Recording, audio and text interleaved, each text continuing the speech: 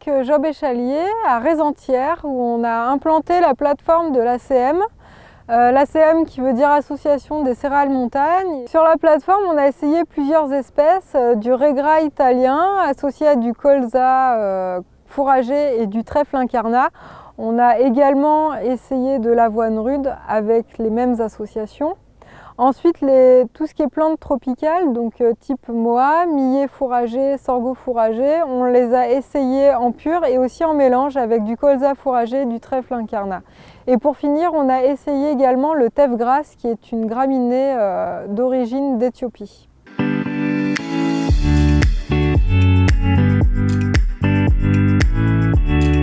L'intérêt de cultiver des dérobées fourragères type tropical, c'est que pendant la période sèche, elles vont pouvoir, elles, se développer puisqu'elles résistent à la sécheresse et aux fortes chaleurs et ont besoin d'ailleurs de cette forte chaleur pour se développer. Et elles vont pousser pendant la période où justement les prairies ont du mal à produire. C'est l'intérêt de ces plantes tropicales.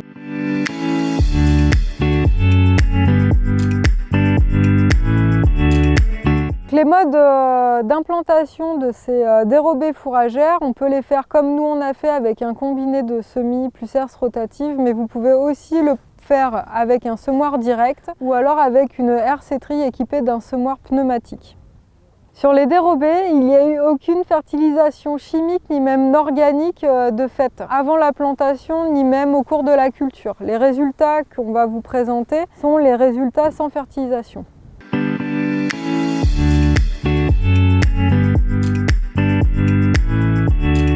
Ce qu'il faut retenir pour l'année 2020, on a eu des orages durant la période estivale. C'est vrai que ces cultures-là, s'il n'y a pas d'eau, elles ne poussent pas, donc il en faut un minimum. Après, elles sont exigeantes en chaleur. Le moa et le sorgho, par exemple, ont besoin de chaleur pour pouvoir pousser.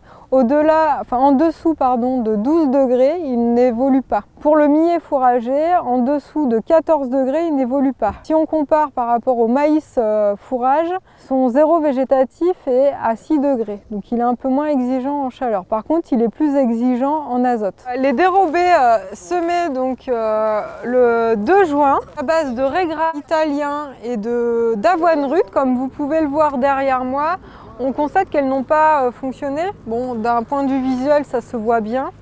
La production fourragère n'y est pas et même l'objectif de lutter un peu contre les mauvaises herbes n'y est pas non plus parce qu'on constate un enherbement très avancé en matricaire camomille.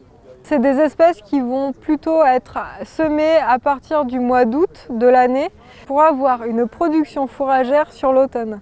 Après, en ce qui concerne le teff grasse, on a remarqué qu'il n'est pas très haut en fait en hauteur. Ça va être plutôt une graminée à valoriser en pâturage parce qu'il a une capacité de repousser, donc il y a plusieurs récoltes. Après, c'est pas une culture à volume comme le sorgho ou le moa fourragé, il ne va pas monter en hauteur. C'est une graminée qui ressemble plus à du régras, si on peut le comparer, qu'à du sorgho. Et donc il tale beaucoup. Pour le moa fourragé, ce type-là, donc de variété tardivo, c'est un moa plutôt tardif à l'épiaison.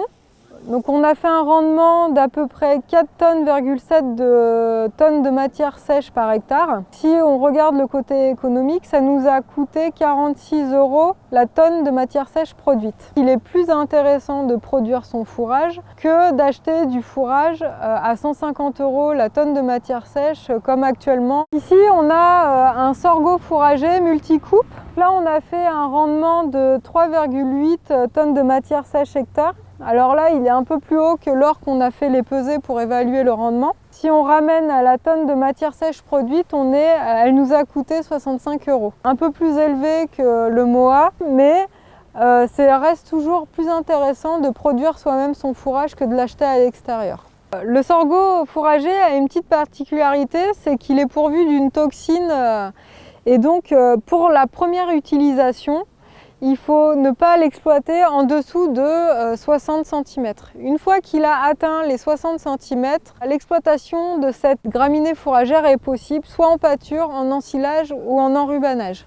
Ce qui est positif aussi avec le sorgho fourragé, c'est qu'il a la capacité de repousser après la première utilisation. Ce car on a pu remarquer sur les mélanges qu'il y avait une compétition qui se créait avec le colza fourragé notamment.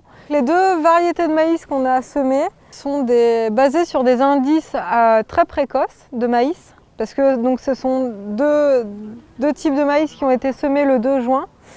Et donc c'est un semis qui est un peu tardif pour une culture de maïs à valorisation fourragère, comme en ensilage. Souvent on les sème un peu plus tôt, et donc là on a voulu quand même essayer de semer plus tard avec des indices courts. Ce qu'on constate, c'est que ce n'est pas forcément un échec, mais c'est une culture qui nécessite un désherbage. Ça a été désherbé, c'est pour ça que l'enherbement est faible. Ça a un surcoût aussi sur la culture.